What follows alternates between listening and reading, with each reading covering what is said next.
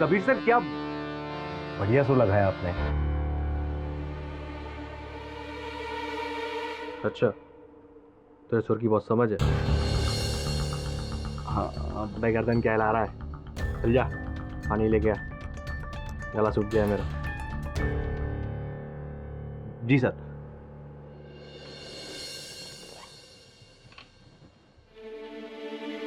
हाँ जी। कबीर मिक्सिंग हो चुकी है, गाना सुन लो तो। नहीं गुरुजी, मैं लेट हो चुका हूँ और मुझे निकलना भी है। क्या बात करते हो, सिर्फ 5 मिनट का सवाल है। कल से इस गाने पर काम हो रहा है, अगर कोई चेंजेस करना हो तो आज के आज मैं कर दूंगा ना। एल्बम का आखिरी सॉन्ग है, द लास्ट सॉन्ग। चलिए ठीक है गुरुजी, सुनाइए। आनंद, हेडफोन देना तो। जी। नहीं वो नहीं नए मिक्सर पर जो नया हेडफोन आया है ना, वो मुझे दो, मेरा वाला। Okay, bring it.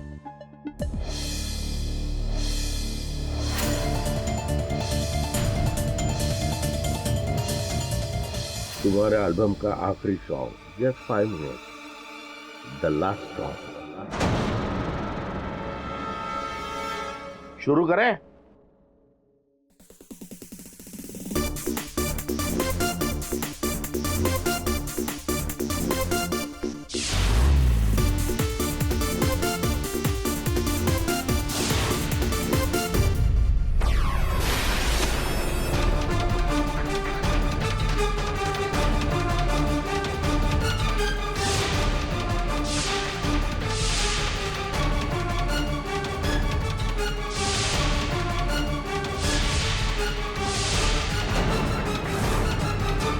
Kabir, Kabir, Kabir, Kabir क्या हुआ तुम्हें? कबीर क्या हुआ तुम्हें? उठो ना कबीर। कबीर, गुरुजी देखिए ना, क्या हो गया इसे? कबीर, आनंद, डॉक्टर को फोन कर, जल्दी डॉक्टर को फोन कर। कबीर उठो। कबीर, कबीर, कबीर।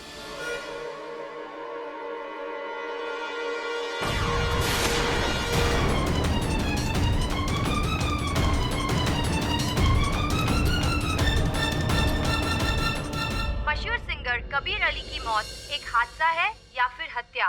क्या आवाज से भी किसी इंसान की जान जा सकती है?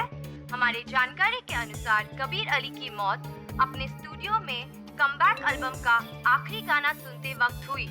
पुलिस ने संदेह के आधार पर स्टूडियो के मालिक और इस एल्बम के म्यूजिक डायरेक्टर शिशपाल शास्त्री को अरेस्ट किया है।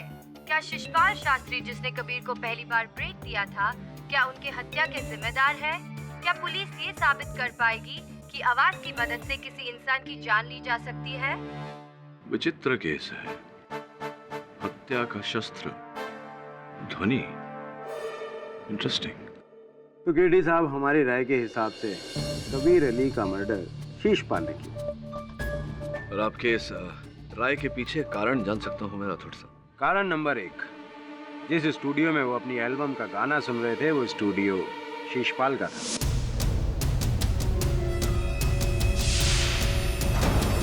कारण नंबर 2, उस दिन कबीर अली को कहीं जाना था, लेकिन शीशपाल ने उसे जबरदस्ती गाना सुनने के लिए रोका।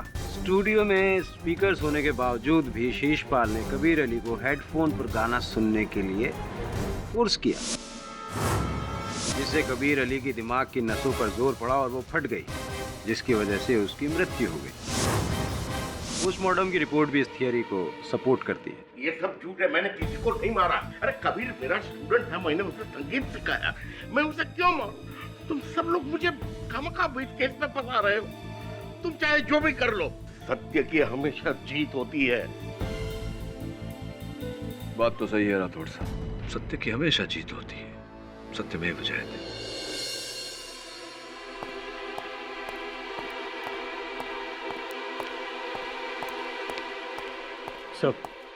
सर आपने म्यूजिक डायरेक्टर शीशपाल का केस ले लिया। आपको पता है ना सर, सारे सबूत उसके खिलाफ है। फिर क्यों सर?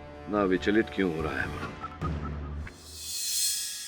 ध्वनि से लोगों को कष्ट होते हुए सुना है, लेकिन क्या ध्वनि के कारण किसी को मरते हुए सुना है तुमने? मैं मिला हूं शिशपाल जी से, उनकी बात सत्य है। अब इस सत्य को अदालत में साबित करना है बस। मैं कितनी बार कह चुका हूँ कि मैंने कोई खून नहीं किया है। हर मुजरिम अदालत में अपने आप को सच्चा साबित करने के लिए यही कहता है कि मैंने खून नहीं किया। आप ये बताएं कि आपका और कबीर अली का संबंध कैसा था? कैसे संबंध से क्या मतलब है आपका? बड़े अच्छे संबंध थे। वो मेरा स्टूडेंट था। कमाल है, क्योंकि मीडिया और अखबारों में तो अक्सर आपके झगड़ों की खबरें छपती थी और अभी पिछली बार तो आपके झगड़े सुर्खियों में थे।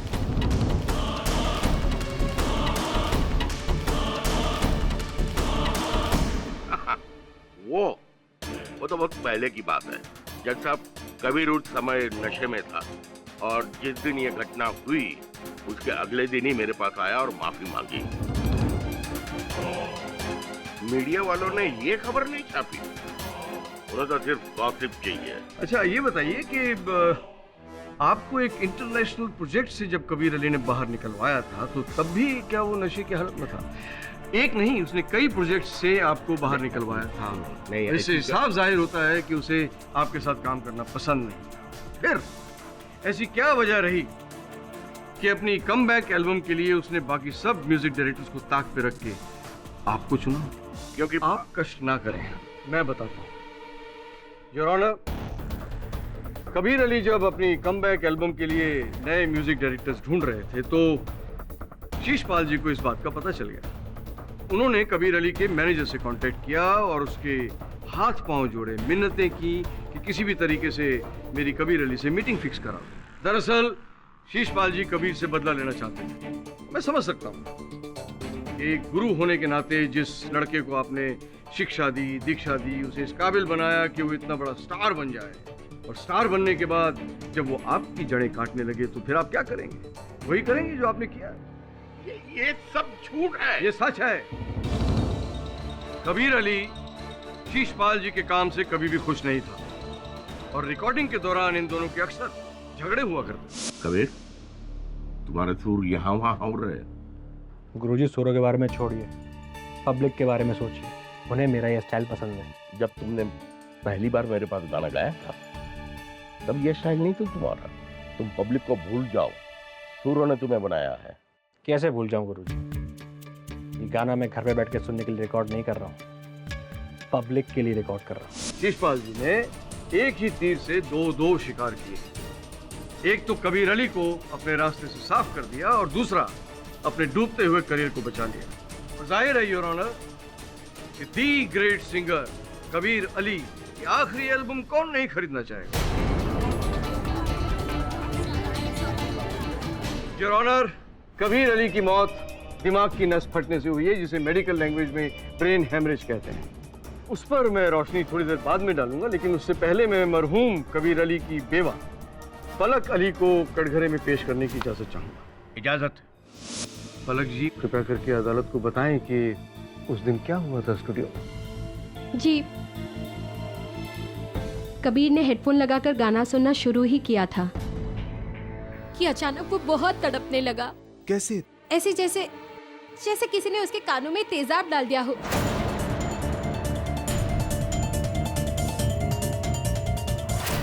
इस सिलसिले में मैं इंस्पेक्टर राठौर को कटघरे में बुलाने की इजाजत चाहूंगा। इंस्पेक्टर राठौर, क्या आप बताएंगे कि शीशपाल जी पर आरोप लगाने की क्या वजह थी पुलिस के पास?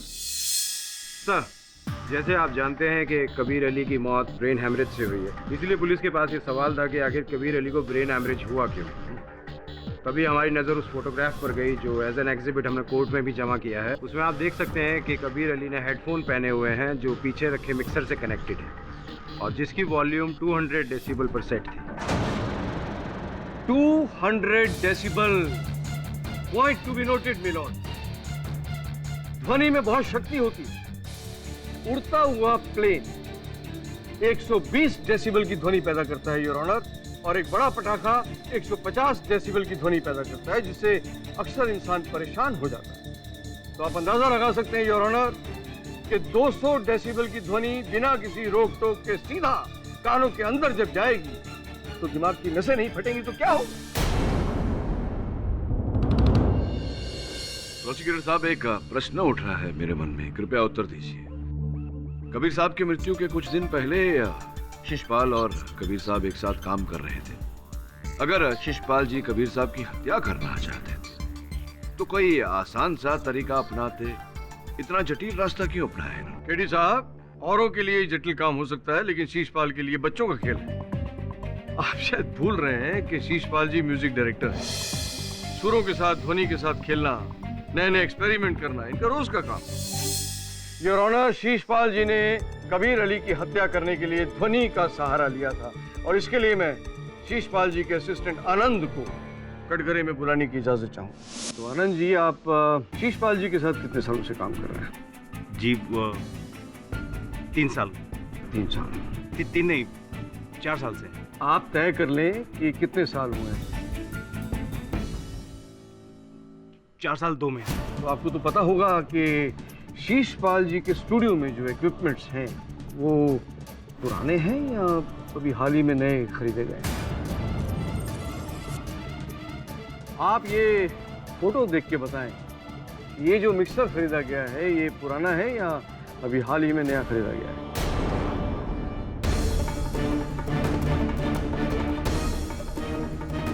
जी नया है। क्यों, पुराना मिक्सर खराब हो गया था जो नए खरीदने की जरूरत पड़ी? जी एक्चुअली वो पुराना वाला सिर्फ 100 डेसिबल साउंड का आउटपुट दे सकता था, और गुरुजी को ज़्यादा साउंड की ज़रूरत थी, इसलिए नया खरीदा। ये कबीर अली की मौत से कितने दिन पहले खरीदा गया था? 1 हफ्ता पहले। Point to be noted my Lord, Kabir Ali की मौत से ठीक 1 हफ्ता पहले इन्होंने 200 डेसिबल की ध्वनि पैदा करने वाला ये मिक्सर खरीदा, और ये जाहिर है कि उसी मिक्सर से कबीर अली की मौत हुई। अब इससे ज्यादा क्या साबित करने की जरूरत है कि कबीर अली के कातिल यही है? ये केवल संयोग है जज साहब।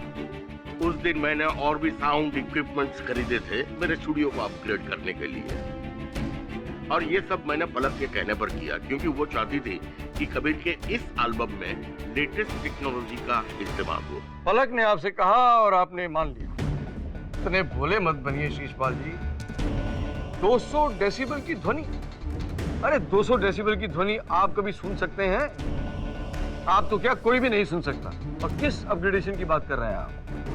शीशपाल जी, आपकी भलाई इसी में है कि आप अपना जुर्म अदालत के सामने कबूल कर लें कि आप ही कातिल हैं। प्रोसिक्यूटर साहब, क्या है कि एक गाड़ी की अधिकतम रफ्तार 200 किलोमीटर प्रति घंटे की होती है, किंतु मुंबई जैसे शहर में गाड़ियां 40 किलोमीटर की औसत रफ्तार से चलती है।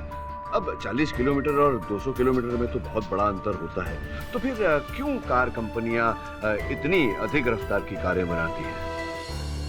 योर ऑनर, वास्तविकता में शिशपाल जी अपने स्टूडियो को आधुनिक तकनीक से लैस करना चाहते हैं, फिर उन्हें उसकी जरूरत पड़ती या ना पड़ती। जिस प्रकार से आजकल टीवी पर 1000 से भी अधिक चैनल्स आते हैं, फोन की मेमोरी 64 GB तक पहुंच गई। अब ये सुविधाएं हैं, इनका उपयोग करना न करना ये व्यक्ति विशेष पर निर्भर करता है। क्यों झा साहब, है ना? केडी साहब, आपकी तमाम दलीलें आपके मुवक्किल को बचाने में कोई मदद नहीं करेंगी। शीशपाल जी ने ही ये 200 डेसिबल का इक्विपमेंट खरीदा था कत्ल के तहत, और जब कबीर अली उस स्टूडियो में अपना आखिरी गाना सुन रहे थे, उस वक्त इन्होंने उस मिक्सचर का वॉल्यूम धीरे धीरे चुपके से बढ़ा दिया। मैं वॉल्यूम कैसे बढ़ा सकता हूँ? जज साहब, जब कबीर ने गाना सुनना शुरू किया तब मैं वॉशरूम गया था। जब मैं वॉशरूम से वापस आया तो कबीर जमीन पर गिरा पड़ा था। योर ऑनर, मैं अदालत में साबित कर सकता हूँ कि मिक्सर का वॉल्यूम शीशपाल जी ने ही बढ़ाया था। कैसे? आनंद से पूछते हैं। आनंद साहब, मुझे आप ये बताइए कि आपके स्टूडियो में वो जो मिक्सर है उसका वॉल्यूम बढ़ाने के लिए इंसान का वहाँ मौजूद होना जरूरी है? जी नहीं सर, हम कंप्यूटर प्रोग्राम की मदद से वॉल्यूम के उतार चढ़ाव की टाइमिंग सेट कर सकते हैं। Point to be noted my lord, Sheeshpal ji ने उस कंप्यूटर में पहले से ही साउंड बढ़ाने की प्रोग्रामिंग सेट कर रखी थी। वकील साहब, अगर मैंने प्रोग्रामिंग पहले से ही सेट किया होता तो उसका रिकॉर्ड मेरे कंप्यूटर में होना चाहिए। आप चाहो तो मेरा कंप्यूटर चेक कर सकते हो। लेकिन शीशपाल जी मुझे लगता है कि कोई फायदा नहीं होगा, क्योंकि वो प्रोग्रामिंग जो आपने सेट की थी वो तो आपने पहले ही नष्ट कर दी होगी।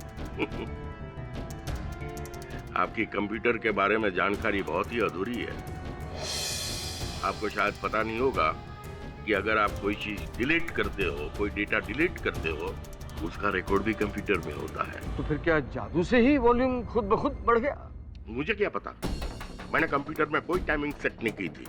योर ऑनर, उस समय स्टूडियो में शीशपाल जी और आनंद के अतिरिक्त पलक जी भी उपस्थित थी। मैं उन्हें कटघरे में बुलाने की आज्ञा चाहता। पलक जी, आप भी गाती थी, अच्छा गाती थी, सुरीला गाती थी, फिर अचानक संगीत की दुनिया से संन्यास क्यों ले लिया आपने? जी वो शादी के बाद बहुत जिम्मेदारियां बढ़ गई, बस इसलिए। जो करियर आपने खड़ा किया था कठिन संघर्ष करने के बाद, तो जिम्मेदारियों के चलते, उत्तरदायित्व के चलते आपने वो करियर छोड़ दिया।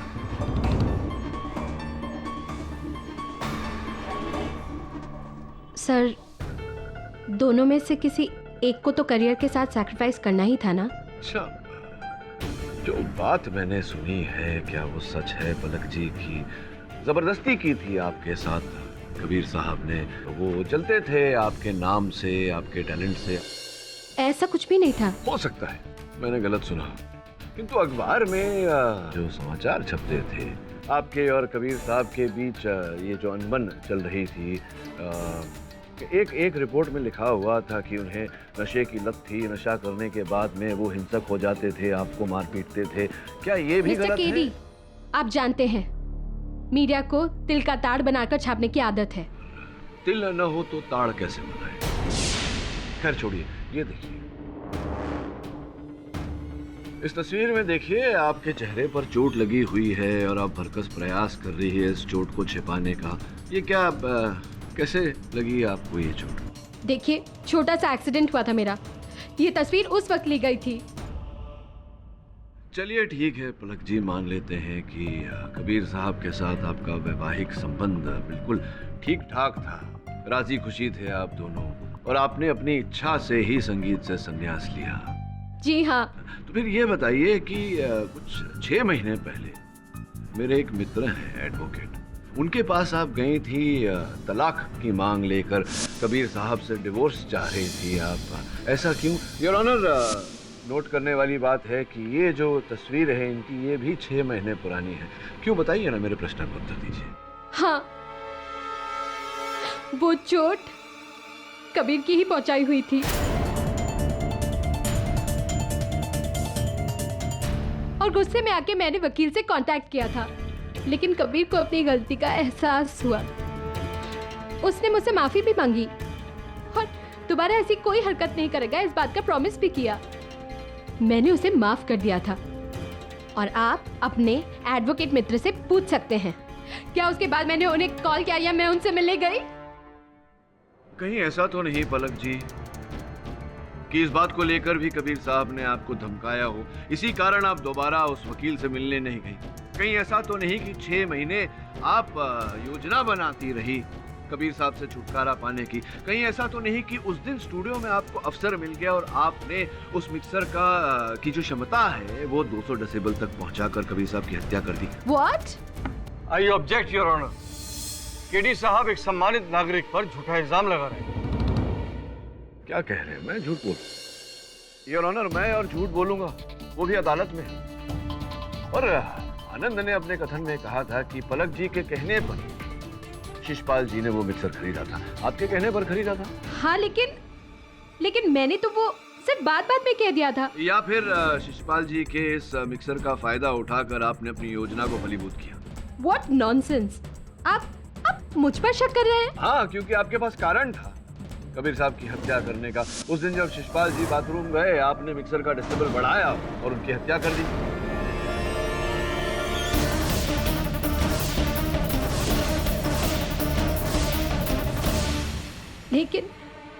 लेकिन मैं म्यूजिक उपकरण के बारे में कुछ जानती ही नहीं। उसका वॉल्यूम कैसे घटाया जाता है, कैसे बढ़ाया जाता है, मुझे नहीं पता। अद्भुत बात है, आप इतने वर्षों से प्लेबैक सिंगिंग कर रही हैं। ये जानकारी अगर आपके पास नहीं तो किसके पास होगी? देखिए मिस्टर केडी, मैंने कबीर को इस इंडस्ट्री में वापस लाने के लिए अपना सब कुछ दांव पर लगा दिया।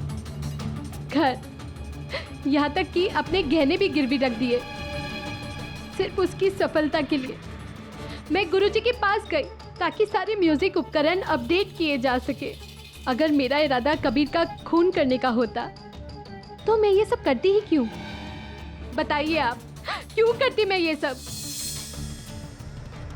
मैंने इतने सालों तक कबीर का टॉर्चर सहा, लेकिन अब जब कबीर सुधर रहा था, वो खुद कोशिश कर रहा था सुधरने की, तब मैं उसे क्यों मारती?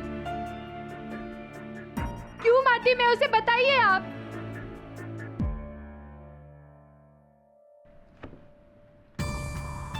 लगता है केडी साहब के पास इस बात का कोई जवाब नहीं है, इसलिए वो सिर्फ इल्जाम पे इल्जाम ही लगा रहे हैं। Your honour. केडी, आपको अपनी बात साबित करने के लिए अदालत के सामने पुख्ता सबूत पेश करने होंगे। यह अदालत कल तक के लिए मुलतवी की जाती है।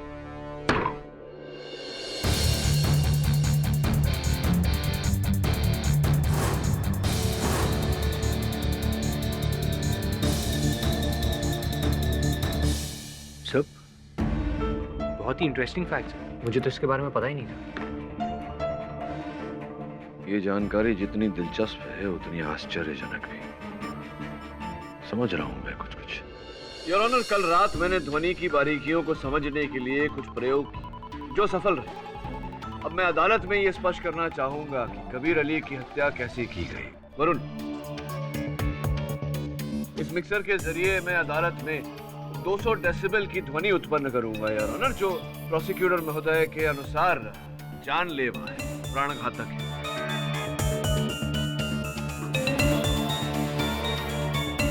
क्यों ना ये प्रयोग हम प्रोसिक्यूटर साहब पर ही करें, क्योंकि इन्हें विश्वास दिलाना महत्वपूर्ण है योर ऑनर। ये क्या बेहुदा मजाक है योर ऑनर? केडी साहब जी, आपको मालूम है कि आप मुझसे केस हारने वाले हैं, तो इसलिए आप क्या मेरी जान ही ले? अरे नहीं, बड़े आपके दुश्मन जहाँ साहब, कैसी बातें कर रहे हैं? वैसे भी आप इतनी आसानी से नहीं मरोगे। नहीं, मेरा मतलब है मैं ये प्रयोग स्वयं पर कर लेता हूँ।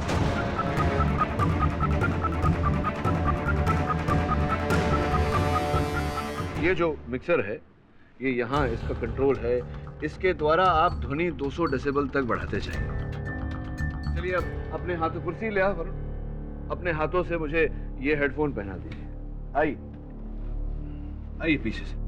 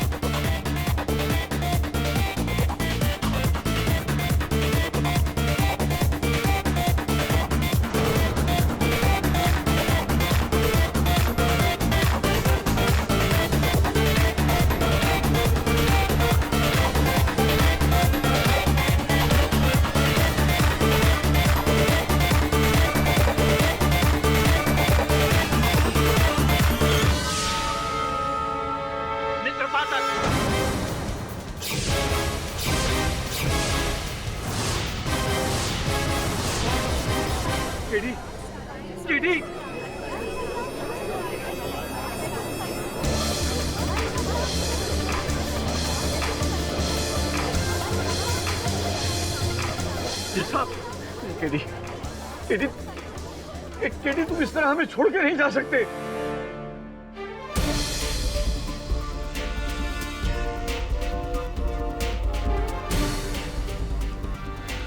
मैं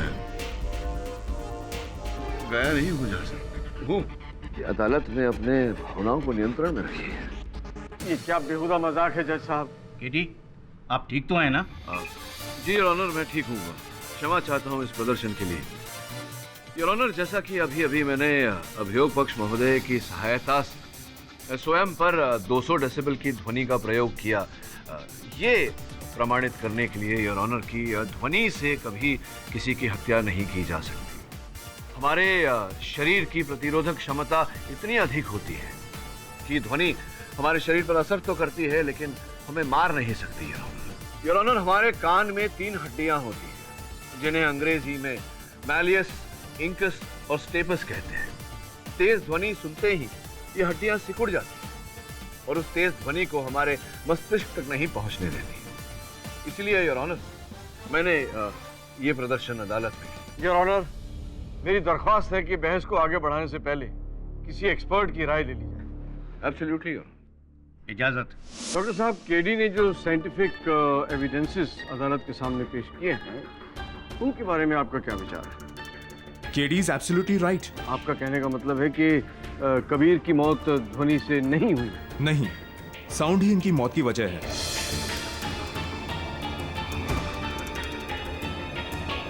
तेज साउंड की वजह से उनको ब्रेन हैमरेज हुआ था। डॉक्टर, मैं कुछ समझा नहीं। एक तरफ आप कह रहे हैं कि तेज ध्वनि की वजह से मौत नहीं हो सकती, दूसरी तरफ आप ही कह रहे हैं कि तेज ध्वनि की वजह से कबीर अली की मौत हुई। आखिर सच क्या है? सच ये है कि कबीर के शरीर की प्रतिरोधक क्षमता ने काम नहीं किया। किंतु डॉक्टर साहब, उस ध्वनि ने कबीर साहब के शरीर की प्रतिरोधक क्षमता को कैसे पार कर ली? क्या वो अस्वस्थ थे? कबीर का शरीर स्वस्थ था, यह कैसे हुआ मैं नहीं जानता, पर हां, कबीर के कान में मौजूद हड्डियां तेज ध्वनि के जोखिम स्तर के बावजूद सिकुड़े नहीं थे। तो देख लिया केडी साहब, कबीर की मौत ध्वनि से ही हुई है। आपका एक्सपेरिमेंट फेल हो गया। योर ऑनर, फोरेंसिक्स डॉक्टर के इस रहस्य उद्घाटन ने मुझे भी स्तब्ध कर दिया है। मैं इस मामले की जांच करने के लिए अदालत से समय की मांग करता हूं। ठीक है केडी, मैं तुम्हें 1 दिन की मोहलत देता हूं। यह अदालत तब तक के लिए मुलतवी की जाती है।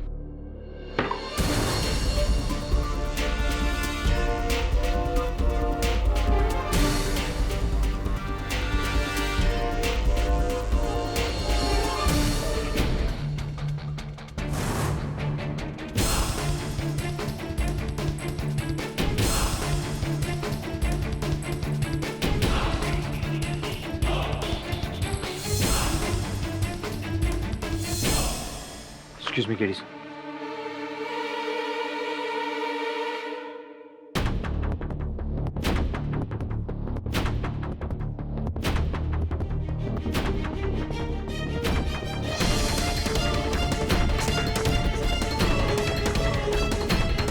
योर ऑनर, कबीर अली साहब बिल्कुल स्वस्थ थे। उसके बाद भी उनके शरीर की प्रतिरोधक क्षमता ने काम क्यों नहीं किया? इस प्रश्न का उत्तर पाने के लिए मैं शिशपाल जी के सहायक आनंद को कटघरे में बुलाने की अनुमति चाहता हूं। आनंद, आप गायकों का और संगीतकारों का स्टूडियो से आने जाने का प्रबंध किया करते हैं, तो क्या कभी आपने कबीर साहब के कहीं जाने का प्रबंध किया था? हाँ, एक बार मैं उन्हें रिकॉर्डिंग के दौरान डॉक्टर के पास ले गया था, पलक जी के कहने पर। तो पलक जी, कबीर साहब का स्वास्थ्य उस दिन बिगड़ गया था। कौन से वैद्य के पास भेजा था आपने उन्हें? जी, कबीर ENT स्पेशलिस्ट के पास गए थे। Ear, nose and throat. तो क्या उन्हें संभवतः ईयर में, कानों में कोई दिक्कत आ रही थी? तो ये जिस डॉक्टर के पास आपने भेजा था उन्हें, वो व्यक्ति कौन है, जरा अदालत को बताएंगे? जब मेरा खुद का भाई ENT स्पेशलिस्ट है, तो मैं कबीर को किसी और के पास क्यों भेजूंगी? हाँ, ये बात तो है। जब घर ही में काम हो जाए तो किसी को बाहर क्यों भेजना? सुना है कि आपके भाई साहब जो थे, उनकी बनती नहीं थी कबीर साहब के साथ, और वो ये जो विवाह आपका हुआ कबीर साहब के साथ, उसके भी विरुद्ध थे, और इस विषय पर कबीर साहब के साथ वाद विवाद भी हुआ था। सच है ये बात? विवाह किया था आपकी बहन ने कबीर साहब के साथ। क्या आपने इस बात को, इस विवाह को अपना समर्थन दिया था? खुश थे आप इस बात से? नहीं, मेरी बहन ही मेरा परिवार है, और कबीर दूर दूर तक उसके लायक नहीं था। मैंने पलक को बहुत समझाया, लेकिन उसने मेरी एक ना सुनी और कबीर से शादी कर ली। लेकिन शादी के बाद ही कबीर ने अपना असली रंग दिखाना शुरू कर दिया। मैं तुम्हें कितनी बार समझाया कि कबीर को डाइवोर्स दे दो, वो तुम्हारे लायक नहीं है, और ना ही कभी वो सुधर। तुम मेरे घर पे क्या कर रहे हो? मैं यहाँ अपनी बहन से मिलने आया हूँ। ये तुम्हारी बहन नहीं, मेरी पत्नी है। Get out! कबीर, ये क्या बदतमीजी है? तमीज से बात करो भैया से। कल की मार हजम हो गई शायद। और पिटना है? औरत पे हाथ उठाता है? भैया,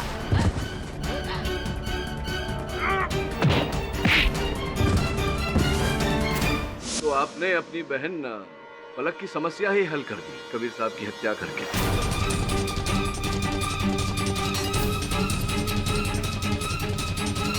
ऑब्जेक्शन योर ऑनर, केडी साहब एक सम्मानित डॉक्टर का अपमान कर रहे हैं। योर ऑनर, प्रोसिक्यूटर महोदय के लिए तो मेरे मुवक्किल शिशपाल जी के अतिरिक्त यहाँ उपस्थित हर व्यक्ति सम्मानित है। आप कृपया इन्हें आदेश दें कि मुझे बीच में न टोकें। Permission granted. Your honour, Kabir साहब की जेब से कान में डालने वाली दवा ईयर नेक्टर की ये शीशी मिली। इसे हमने लेबोरेटरी में जांच के लिए भेजा। जो रिपोर्ट वहां से हमने पाई उसके अनुसार इसमें कानों में डालने वाली दवा नहीं थी योर ऑनर, बेंजोपेन था। इससे कान की छोटी हड्डियां नकारा हो जाती है। एक मिनट, इसे कृपया विस्तार से समझाने का कष्ट करेंगे। डॉक्टर साहब, बेंजोपेन नामक ये रसायन मनुष्य के कानों पर क्या असर करता है, ये कृपया अदालत को बताएं। ये रसायन कानों को सुन कर सकता है, पर इससे सुनने की शक्ति पर कोई असर नहीं पड़ता। और हाँ, इस रसायन की वजह से कान के कुछ हिस्से नकारा हो सकते हैं। कुछ हिस्से नकारा हो जाते हैं से अर्थ है आपका जैसे कि कान की रक्षा करने वाली वो छोटी छोटी हड्डियां। इस केमिकल की वजह से तेज साउंड आने पर भी ये बोन्स दिमाग की रक्षा नहीं कर सकती। और रक्षा के अभाव में तेज ध्वनि मनुष्य के मस्तिष्क को आघात पहुंचा सकती है। ऑर्डर। डॉक्टर साहब, अगर ये बात सही है तो फिर पोस्टमार्टम रिपोर्ट में आप ये क्यों नहीं पकड़ पाए? योर ऑनर, प्रोसिक्यूटर साहब के इस प्रश्न का उत्तर मैं देना चाहूंगा। वास्तविकता में बेंजोपेन शरीर के अलग तत्वों से बड़ी सरलता से घुल मिल जाता है, जिसके कारण फोरेंसिक के डॉक्टर उसे पकड़ नहीं पाए। ठीक कह रहा हूं? KD is absolutely right. Your honour, Kabir साहब की मृत्यु का कारण कान की दवा की ये बोतल है। कबीर साहब को मारने का, उनकी हत्या करने का ये षड्यंत्र दो लोगों ने रचा था। पलक, जो कबीर साहब से तंग आ चुकी थी, छुटकारा पाना चाहती थी, और पलक की सहायता की उनके भाई साहब डॉक्टर समीर अस्थाना ने कान की दवा की इस बोतल में बेंजोपेन मिलाकर, जिसके कारण कबीर साहब की कान की हड्डियां नकारा हो गई, उनकी रक्षात्मक क्षमता खत्म हो गई। इस षड्यंत्र के दूसरे चरण को अंजाम दिया पलक ने रिकॉर्डिंग के आखिरी दिन पर मिक्सर का वॉल्यूम 200 डेसिबल तक बढ़ाकर।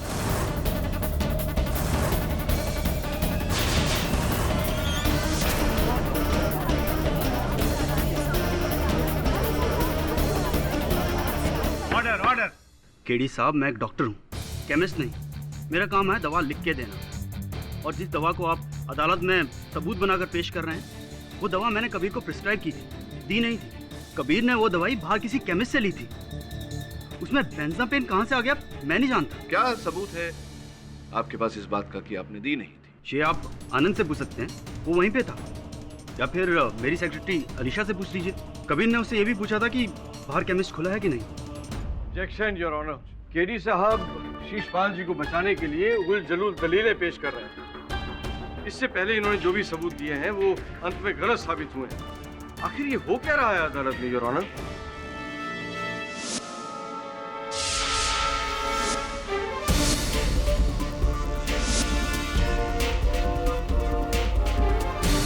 क्या बात है केडी साहब, आप क्यों मुस्कुरा रहे हैं? अपनी मूर्खता पे मुस्कुरा रहा था।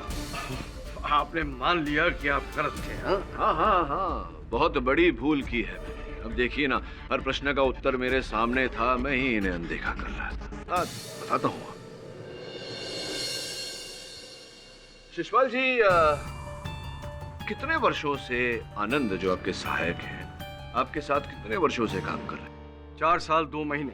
तकरीबन उतना ही समय से काम कर रहे हैं। 4 साल 2 महीने। तब से जब से पलक जी आपके साथ गाना गाती थी। तो ये बताइए शिशपाल जी कि इतने वर्षों से आनंद आपके साथ है, कभी आपने उसे मौसीकी गायक की क्यों नहीं सिखाई गायिका उसे? योर ऑनर, केडी साहब मुद्दे से भटक रहे हैं। मृत्युंजय झा साहब, इस केस का रहस्य आनंद के काम से ही जुड़ा हुआ है, आप कृपया बीच में न टोकें। बताइए शिशपाल जी, क्यों नहीं सिखाई आपने गायकी आनंद? उससे कभी दिलचस्पी ही नहीं दिखाई, और वो जिस तरह से बोलता है वो तो गाएगा कैसे? अच्छा, तो जब उसने दिलचस्पी ही नहीं दिखाई, रुचि ही नहीं दिखाई, तो फिर रियलिटी शोज में भाग कैसे लिया उसने? हाँ? आपको इस बात का ज्ञान नहीं है ना नहीं। कि उसने रियलिटी शोज में भाग लिया? नहीं। आनंद, किस किस रियलिटी शो में भाग लिया आपने बताएंगे? देखिए, झूठ मत बोलिएगा, मेरे पास उस हर रियलिटी शो की रिकॉर्डिंग है। जी, म्यूजिकल आइडल, म्यूजिकल आइडल, गाना और बजाना, गाना और बजाना, म्यूजिकल आइडल 2, म्यूजिकल आइडल 2। मेरा संदेह ऐसे ही निकला आनंद, मतलब वो हर शो जिसमें पलक जी जज थी।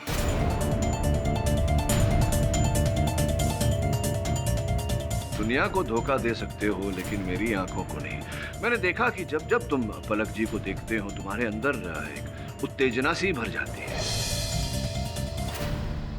योर ऑनर, मैंने पलक अली जी के हर शो की रिकॉर्डिंग देखी और अनेक स्थान पर मुझे आनंद दिखाई दी।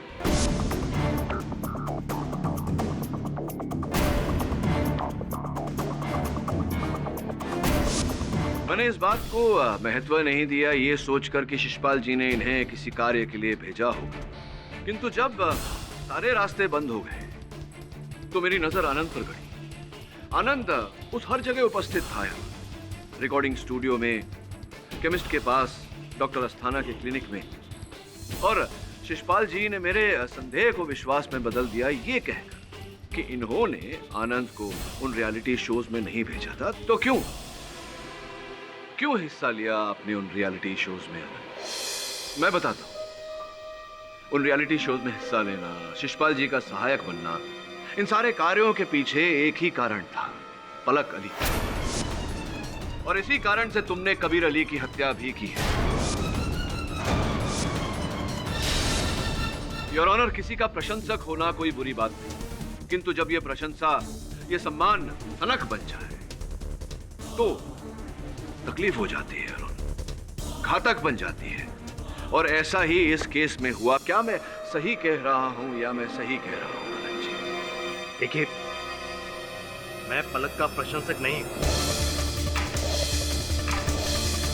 मैं पलक से प्यार करता हूं।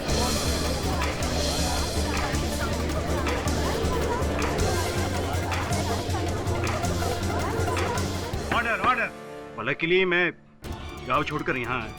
पलक के लिए मैंने गुरुजी के यहाँ नौकरी की, लेकिन एक दिन अचानक से एक गंदा नालायक इंसान कबीर पलक की जिंदगी में आया। पलक ने उससे शादी कर ली। मुझे बहुत गुस्सा आया। फिर मैंने सोचा कि अगर पलक की खुशी से मैं तो यही सही। मैं गुरुजी के यहाँ नौकरी करता रहा। पलक वहां बीच बीच में आती थी। इस बहाने पलक को देखने का मौका मिल जाता। कबीर बहुत ही गंदा इंसान। उसने गुरुजी से झगड़ा कर लिया। चोरी हो गया। अब खड़ा खड़ा मेरी शक्ल क्या देख रहा है? चल जा, कुछ चखना बना लेके आ, जा।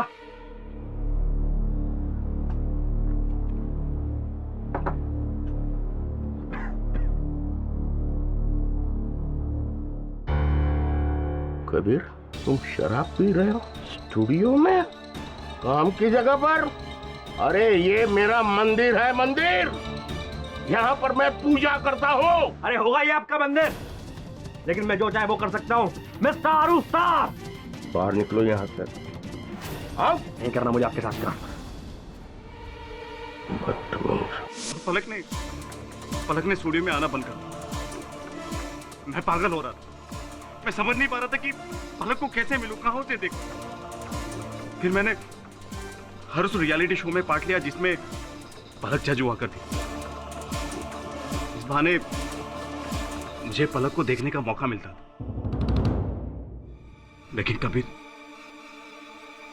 ने उसका म्यूजिकल करियर भी चौपट कर दिया। एक दिन पलक स्टूडियो में आई। पलक को गुरुजी के सामने कबीर के करियर के लिए भीख मांगते देखना मुझसे देखा नहीं। आप भी जानते हैं गुरुजी, उसके इस डूबते हुए करियर को सिर्फ आप ही बचा सकते हैं। आपके अलावा और कोई नहीं बचा सकता। प्लीज गुरुजी, मैं आपके हाथ जोड़ती हूँ। मैं बर्दाश्त नहीं कर पा। पलक को ये गिड़गिड़ाते देखना मुझे सहन नहीं हुआ। इसीलिए मैंने कबीर को मारने का फैसला किया।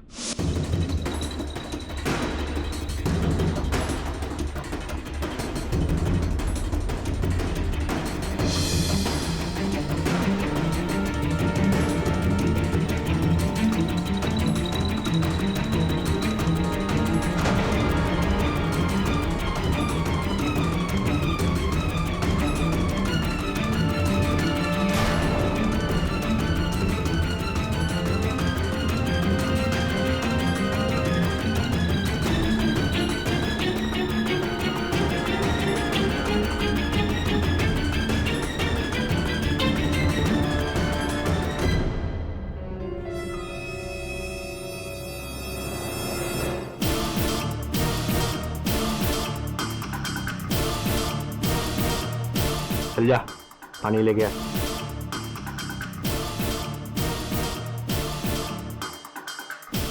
कबीर मिक्सिंग हो चुकी है, गाना सुन लो तुम।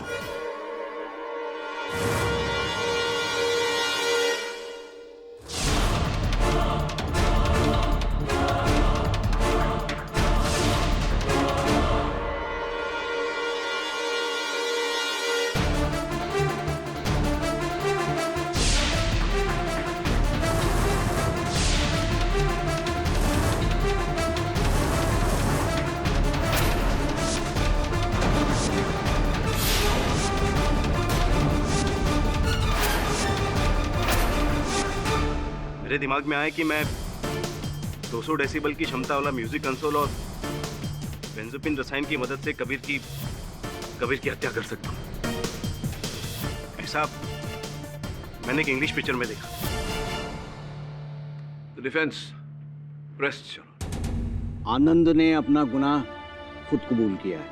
कबीर अली की हत्या करके इन्होंने एक नहीं बल्कि 2 जिंदगियों को खराब किया है। लिहाजा ये अदालत आनंद माथुर को मृत्यु दंड की सजा सुनाती है।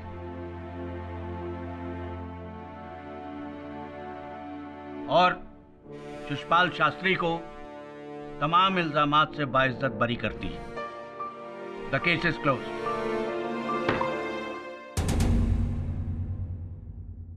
झा साहब, सुना था कि आपको कहीं जाना था, जिसलिए आपका ज्यादा समय नहीं लिया। अजय, गाना वाना गाते हैं या नहीं? नहीं बाबा, मैं नहीं गाता। झूठ मत बोलिए झा साहब, बाथरूम में तो गाते ही होंगे, हम सब गाते हैं।